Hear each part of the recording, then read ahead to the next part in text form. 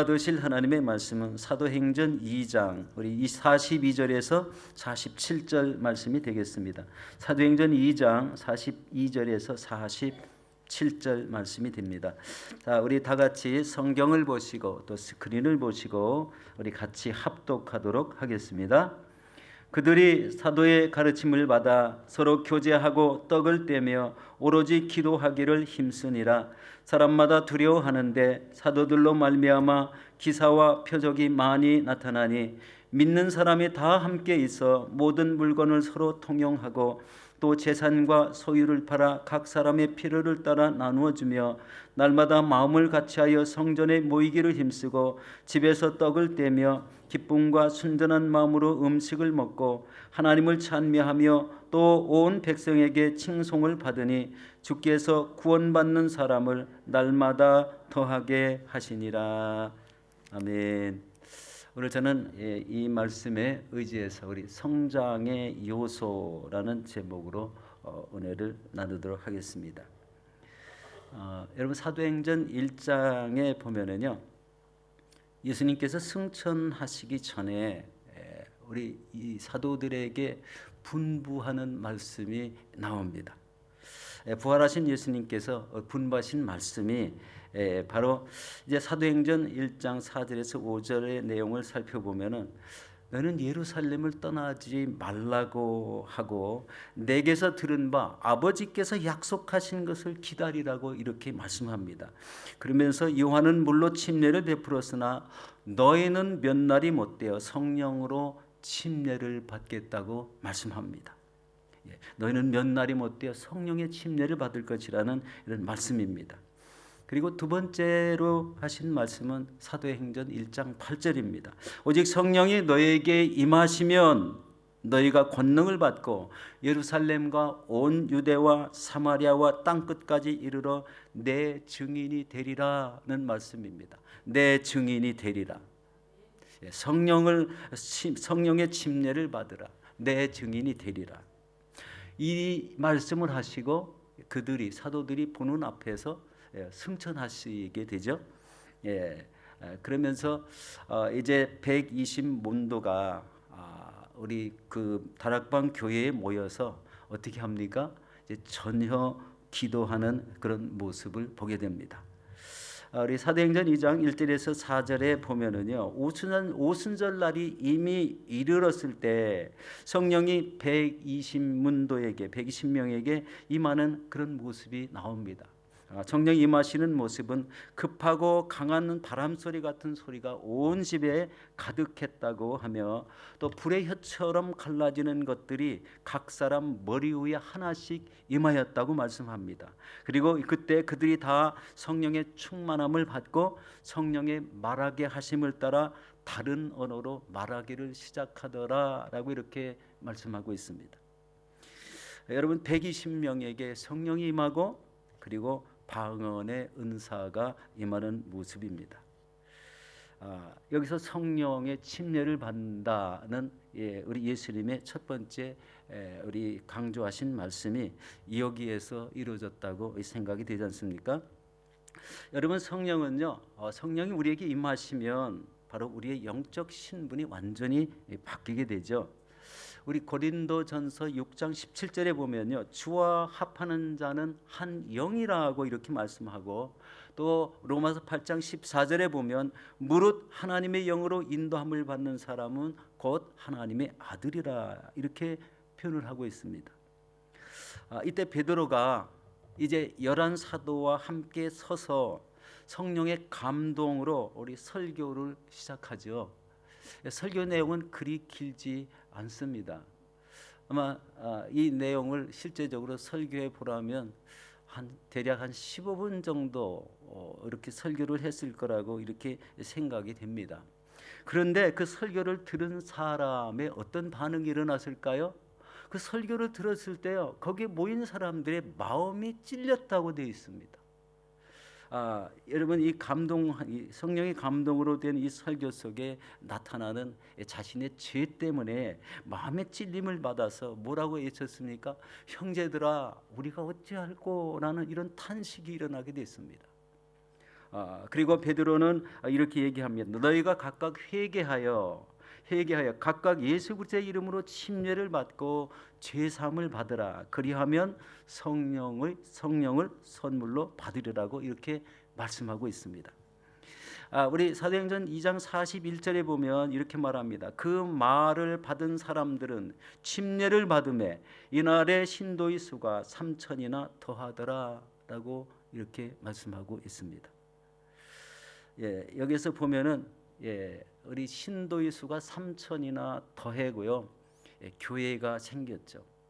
여러분, 교회의 사명이 바로 이 사도행전 1장 8절에 나와 있지 않습니까? 내 증인이 되리라 하는 이런 이 하나님의 그 부탁하신 말씀이 이렇게 단계적으로 하나하나 이루어져 나가는 그런 모습을 보게 됩니다. 이때 3천 명의 우리 성도들은 바로 이 사도들의 가르침을 받았다고 나오는데요. 바로 그 말씀이 오늘 본문의 말씀이 되는 것입니다.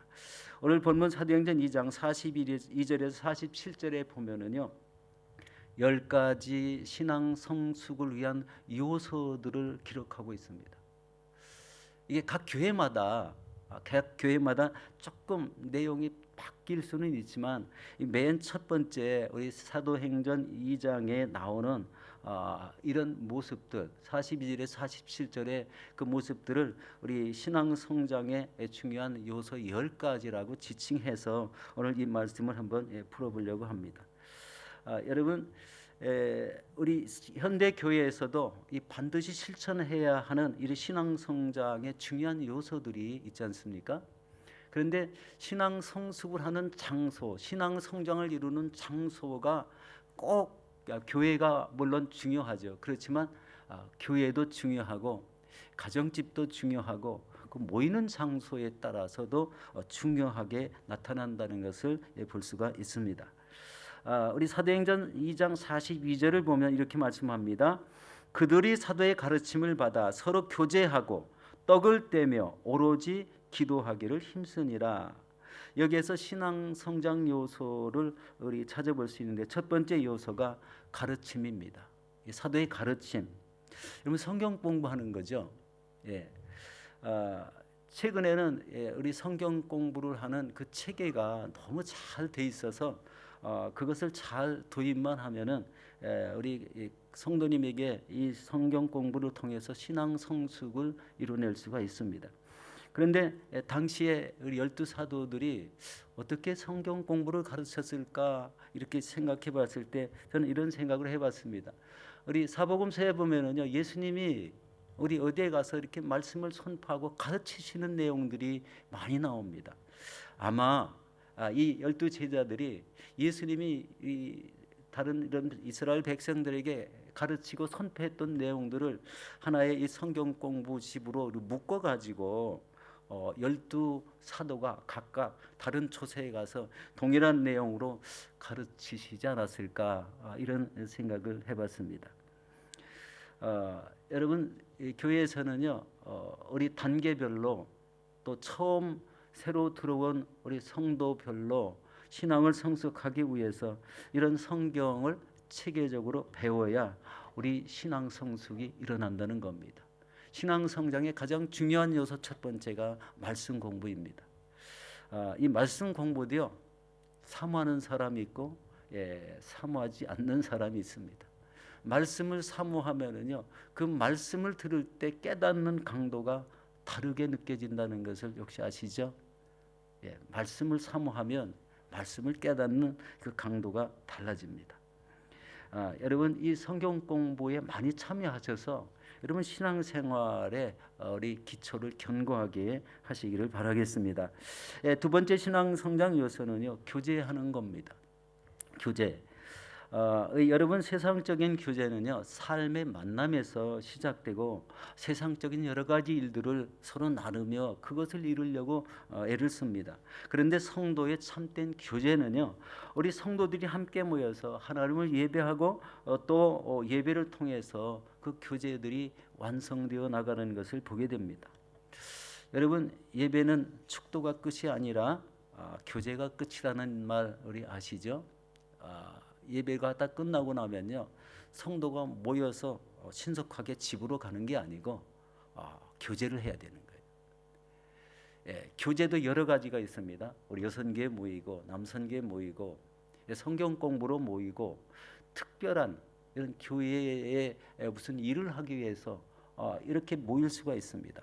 그런 교제를 말하는 거예요. 우리 이제 최근에 우리 교회에서 많이 강조되는 게 오직 복음으로 선교, 우리 또 전도 이런 것이 많이 강조되는데요.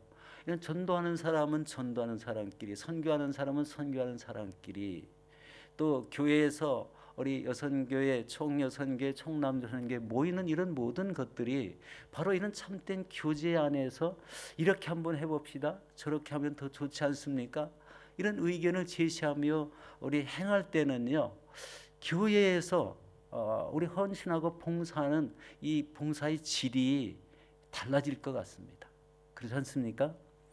우리 교회가 지금 식당 우리 식사를 막 시작을 했는데 앞으로는 이런 이 협력하는 모습 속에 더 아름다운 이런 우리 식사 봉사가 잘 이루어진다면 그 식사하는 중에 성도의 참된 교제들이 아름답게 일어나게 될 줄로 믿습니다. 우리 세 번째 우리 성장 요소는요, 떡을 떼는 겁니다. 떡을 뗐다, 성찬을 함으로 예수 그리스도의 생명에 동참하게 되는 거죠. 우리 요한복음 6장 53절에 이렇게 말씀합니다. 예수께서 이르시되 내가 진실로 진실로 너에게 이르노니 인자의 살을 먹지 아니하고 인자의 피를 마시지 아니하면 너희 속에 생명이 없느니라. 우리 성찬 요절, 우리 요한복음 6장 우리 53절에서 57절 말씀 중에 맨 첫 번째 말씀입니다.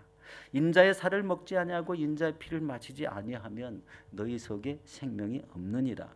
바로 예수님의 생명이 우리 몸에 계속되기 위해서는 떡을 뗀다, 떡을 떼야 된다, 성찬을 계속 행해야 된다는 그런 말씀이죠. 그 다음에 신앙 요소, 성장 요소 네 번째는요, 기도하는 겁니다. 그런데 기도도 그냥 기도가 아니고요, 오로지 기도에 힘쓰니라. 이 말씀은요, 기도의 습관이 반드시 필요합니다. 오로지 매일매일 기도에 힘쓰면은요, 어떤 일이 일어날까요? 하여튼 여러 가지 좋은 일이 많이 일어납니다. 성령의 지시함이 따르고 무엇을 하라는 이런 명령이 떨어지고 그런 우리 체험들을 많이 할 수 있습니다. 우리 어느 시간에 따라서 시간을 정해놓고 기도하시는 분들도 있고 교회에 나오면은 우리 기도에 집중하는데요. 여기서 오로지라는 것은요, 우리 한 기도에 어느 한 그 전체 기도의 대상에 기도에 전념한다는 그런 의미가 여기에 배어 나오지 않습니까? 기도할 때 오로지 기도에 힘쓴다는 거예요. 여기에서 기도는요, 우리 개인적인 기도보다는요, 합심 기도라는 의미가 더 강합니다. 왜 그러냐면 이 기도의 그 원어에 보니까 기도가 복수로 이렇게 기록되어 있어요. 그래서 이 개인적인 기도가 아닌 이런 교회에서 드리는 기도다, 합심 기도다. 교회에서 드리는 기도를 할 때 오로지 기도에 힘쓰라고 이렇게 표현하고 있습니다. 자, 그러면 이제 사도행전 2장 43절을 보도록 하겠습니다. 사람마다 두려워하는데 사도들로 말미암아 기사와 표적이 많이 나타나니, 이 다섯 번째 신앙 요소가 여기에서 하나가 나타나고 있습니다. 바로 거룩한 두려움입니다. 이것은 하나님의 임재하심으로 인해서 기사와 이적이 나타날 때, 각종 질병이 예수 이름으로 나음을 받을 때, 또 예수님이 나와 함께 하심을 느낄 때, 그리고 어떤 모습들이 금방 우리 변하는 이런 모습들이 보일 때, 이럴 때 이 하나님의 살아계심에 대한 두려움을 얘기하는 거예요. 거룩한 두려움입니다. 이 거룩한 두려움이 느껴지는 이런 요소가 바로 이것도 신앙 성장의 중요한 요소가 될 수 있다는 거예요. 왜 그렇습니까? 하나님이 나와 함께하는 것을 체험하기 때문에 그렇습니다. 자, 이 거룩한 두려움, 그 다음에 사도행전 2장 44절에서 45절 말씀을 같이 보도록 하겠습니다. 믿는 사람이 다 함께 있어 모든 물건을 서로 통용하고 또 재산과 소유를 팔아 각 사람의 필요를 따라 나누어 주며 라고 이렇게 말씀하고 있습니다.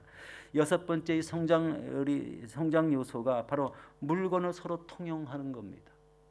여러분, 통용했다는 거는요, 자신이 가진 것을 내놓지 않으면은요, 통용이라는 단어를 쓸 수가 없습니다. 어려운 이웃들을 보고 자신이 가진 것을 그들에게 나눠주는 것, 먹을 것을 나눠주는 것, 가진 것들을 나눠주는 것. 지금은 요 초대교회하고는 조금 이제 다른 모습들이 있는데요. 우리 길거리 다니다 보면은요, 우리 노숙자들이 많이 있습니다.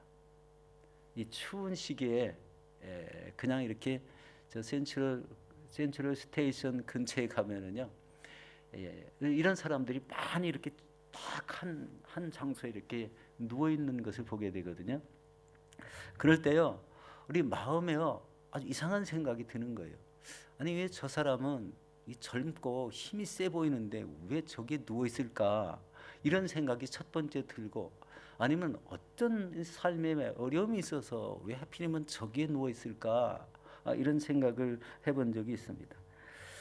이런 거는요, 이런 거는 나중에 이제 알게 되는데, 이게 우리가 힘을 모아서 저 사람들에게 필요한 것을 사주면 되겠다 해가지고 어느 해인가 영하 우리 15도까지 견딜 수 있는 우리 뭐라고 그러죠? 그 속 사람이 들어가는 거,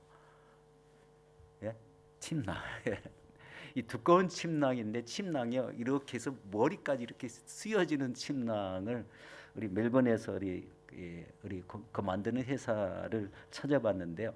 의외로 굉장히 싼 가격에 한번 사다가 공급해 본 적이 있습니다. 참 쉽지 않은 거였는데요. 그것을 통해서 저 사람들이 얼마나 따뜻할까. 그때도 이렇게 추운 날씨였는데 그런 걸 한번 체험해 본 적이 있습니다. 중요한 것은 자기의 가진 것을 내어놓을 때 어려운 이웃들에게 분배되고, 그것이 통용을 서로 공유하며 쓰고, 또는 한 개인이 필요로 해서 쓰고, 이렇게 될 때 그 사람들이 느끼는 것은 뭐를 느낄까요? 마음에 하나님의 사랑을 느끼게 됩니다. 이게요, 통용의 중요성입니다. 하나님의 사랑을 느낄 때 하나님 전에 출입이 잦아질 것이고, 습관이 생길 것이고, 온전한 이런 성도로서의 자리매김이 이루어지게 될 줄로 믿습니다. 사도행전 2장 46절을 보도록 하겠습니다. 날마다 마음을 같이하여 성전에 모이기를 힘쓰고 집에서 떡을 떼며 기쁨과 순전한 마음으로 음식을 먹고, 라고 이렇게 말씀합니다. 여기에서 우리 일곱 번째 성장 요소가요, 마음을 같이하여 성전에 모이는 겁니다. 성전에 모이는 것. 교회에서 성도가 함께 모여서 해야 될 일이 뭐가 있을까요? 많죠. 우리 기도회도 있고, 예배도 드리고, 우리 전도하는 이런 강의도 듣고, 또 식사봉사, 환우신방, 위로, 남선교회, 여선교회, 우리 모임들, 이 성정에서 모여서 어떤 일을 할까 계획하고, 또 하나님을 높이고 찬양하는 일에도 모이고, 성전에 모이는 겁니다. 특별히 마음을 같이하여 모인다. 마음을 같이하여 모이는 것이 굉장히 큰 은혜다. 예를 들어서 똑같이 자기가 잘하는 것 있잖아요. 달란트가 우리 비슷한 사람끼리 모여서 전도하는 사람은 전도를 하고, 또 어려운 이웃을 돕기 위해서 구제하는 사람은 구제를 하고, 또 어려운 우리 병원 신방을 할 수 있는 사람은 병원에도 찾아가고, 이런 것들이요, 그 자기 달란트에 맞는 사람끼리 모인다면은, 마음을 같이 해서 성전에 모여서 그런 것을 의논하고 나간다면 이 엄청난 이런 반전이 예상되는 게 무엇일까요? 이 마음을 같이 해서 성전에 모여 결심한 대로 나갔을 때는요, 이 전도하면 영혼이 구원되어서 돌아올 것이고, 또 병원에 아픈 분들을 신방하면 그들이 위로를 받아서 우리 나중에 다 나았을 때는 이 성도에 대한 고마움, 이 하나님을 믿는 사람들에 대한 감사한 마음이 생기지 않겠습니까? 이런 일들은요, 자기 본인이 하기는 쉽지 않고 어렵게 생각이 될 수도 있지만, 그 이후에 나타나는 열매는 굉장히 크다는 것을 알게 됩니다. 남선교회, 여선교회 또 여러 가지 이렇게 편성된 이유가 꼭 있다는 것을 우리 기억하시기 바랍니다. 이 중요한 것은 서로 협력하여 선을 이루어 나가는 데 있다는 것을 보게 됩니다. 자, 이를 통해서 연합된 힘을 우리 서로가 발휘할 수가 있습니다. 자, 여덟 번째 요소는요, 신앙 요소는 집에서 떡을 떼라는 것입니다. 집에서 떡을 뗀다. 이 말씀은 우리 구역 예배, 가정 예배, 또 가정의 애경사, 또 우리 성도끼리 우리 가정에서 모여서 어느 사람에게 협력을 해야 될 때, 이럴 때 가정에서 모여서 음식을 떼고 또 순전한 마음으로 서로 친분을 나누는 그런 모습입니다. 일종의 교제와 아주 비슷한 이야기지만 여기 보면은 떡을 떼며 기쁨과 순전한 마음으로 음식을 먹고 교제한다는 이런 의미죠. 성도 간의 친분을 쌓는 겁니다. 이 성도 간에 가끔 거리가 있는 분들이 있어요. 특별히 그런 분들을 집에다 초대하고 이런 음식을 장만해서 서로 음식을 나눌 때에 이루어지는 결과는 우리 좋은 결과가 나오겠죠. 좀 소원했던 그 마음가짐들이 서로 가깝게 느껴지고 무엇을 협력해도 같이 동참할 수 있는 이런 사람이 될 수 있다는 거예요. 교회의 중요성은 바로 그런 모습으로 하나가 되어서 연합하는 데 있다는 것을 우리 알게 됩니다. 그리고 이제 사도행전 2장 47절 우리 보도록 하겠습니다. 하나님을 찬미하며 또 온 백성에게 친송을 받으니 주께서 구원받는 사람을 날마다 더하게 하시니라. 여기서 하나님을 찬미했다. 우리 신앙의 성장 요소 우리 아홉 번째입니다. 아홉 번째. 바로 교회와 구역이 모여서 하나님을 찬양하는 이런 모습이죠. 제가 기억나는 게요. 우리 선대 목사님 때 각 지역별로 복음성가 경연대회를 한 적이 있습니다. 아마 오래되신 분들은 기억이 날 겁니다. 우리 지역장님들이 각 지역 식구를 모아놓고요. 그때만 되면은 막 찬양을 선곡해가지고 여기저기서 우리 찬양 연습을 하고 그냥 뭐 하나님 전에 위층 아래층 건너편 성전 뭐 이런 데서 전부 다 찬양 연습하느라고 온 교회가 이렇게 찬양으로 가득 덮인 그런 때가 우리 기억나실 줄로 믿습니다. 우리 오래되신 성도님들 아마 그때가 굉장히 참 은혜가 굉장히 많았어요.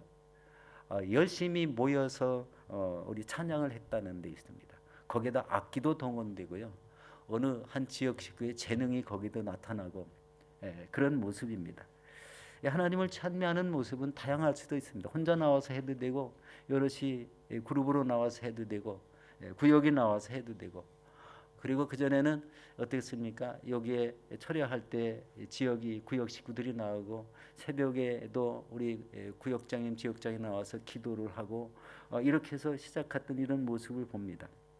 그런 모습 속에 하나님의 찬미가 일어난다면 우리 마음에 항상 우리 기쁨으로 가득 차고 우리 성령의 인도하심이 뚜렷한 이런 성도가 될 줄로 믿습니다. 열 번째 마지막은요. 온 백성에게 칭송을 받았다는 겁니다. 여러분 한 교회가 그 지역 교회 중에서 유난히 온 백성들로 말미암아 저 교회는 진짜 좋은 교회야. 아주 성숙된 모습들이 너무 많아. 사랑이 좋고 이웃을 도우려고 하고 이렇게 칭송을 받는 교회가 된다면 우리 교회에 우리 자기도 하나님을 믿겠다고 들어오는 이런 사람들이 얼마나 많을까라는 이런 생각을 해보게 됩니다. 우리 예수님께서 이제 사도행전 1장 8절 우리 예수 그리스도의 증인이 되라고 한 이런 모습을 서두에 말씀을 드렸는데요. 바로 이런 모습 속에 어떤 내용들이 나올까요? 결과적으로 바로 예수 그리스도를 믿겠다고 나오는 그런 형태가 또 다른 형태가 나온다는 거예요. 특별히 전도와 선교를 하지 않아도 성도의 아름다운 행실, 아름다운 모임을 통해서 좋은 교회라고 평판이 났을 때 자신들도 믿음을 갖겠다고 달려 나올 수 있는 교회가 된다는 겁니다. 우리 예수님이 승천하시기 전에 부탁하신 그런 모습들이 하나하나 이루어지는 것은 가장 중요한 모습이 뭘까요? 오로지 기도에 힘썼을 때 이런 현상들이 생겼고요. 오로지 기도에 힘썼을 때 성령이 임했고 방언이 터졌고 그리고 성도가 연합된 상태에서 이런 일이 일어났다는 겁니다. 그러면 여기서 가장 이 신앙 성장 요소의 기본이 되는 게요, 오로지 기도에 힘쓰는 것, 그것이 첫 번째고요. 그리고 그것을 통해서 우리 신앙의 우리 성령의 충만함과 은사를 받아서 신앙 성도님들이 신앙 생활을 할 때 그 강력함이 생긴다는 거예요. 성령의 충만함으로 인한 이 강력함, 은사가 생기고 또 기도로 돕는 이 방언의 은사가 있고, 우리 여기서 나타난 은사도 물론 표적 방언이지만 각 나라 언어를 말하는, 자신도 모르는 그런 언어를 말하는 방언이 나오지 않습니까? 이런 것을 통해서 우리 많은 뭇 사람들의 영혼들이 우리 하나님 전을 사모하게 만드는 그런 역할을 해서 많은 사람들을 우리 구원받게 하는 역할을 한다는 데 있습니다. 우리 사랑하는 성도 여러분, 우리가 나가서 멀리 선교하는 이런 계획도 있습니다. 굉장히 중요하죠. 이것은 멀리 나간다는 것은 각 세계 나라 어느 곳에든지 나간다는 그런 의미가 있습니다. 그러나 그렇게 하지 않아도 우리의 선한 행실을 통해서 우리 교회가 우리 조원교회라고 소문이 나면 크게 부흥할 수 있는 요소가 갖춰진다는 것입니다. 우리 사랑하는 성도 여러분, 여러분 자신의 신앙 성숙을 위해서 우리 말씀을 배우시기 바랍니다. 그리고 교제하고 떡을 떼고 기도하기에 힘쓰고 또 거룩한 두려움을 가지시고 또 이웃을 위해서 서로 물것을 통용하고 또 성전에 모이시며 떡을 떼며 하나님을 찬미하며 교회가 온 백성에게 우리 칭송을 받음으로 날마다 구원받는 사람이 더해지는 우리 교회로 만드시는 저와 여러분들이 되시기를 예수 이름으로 축원합니다.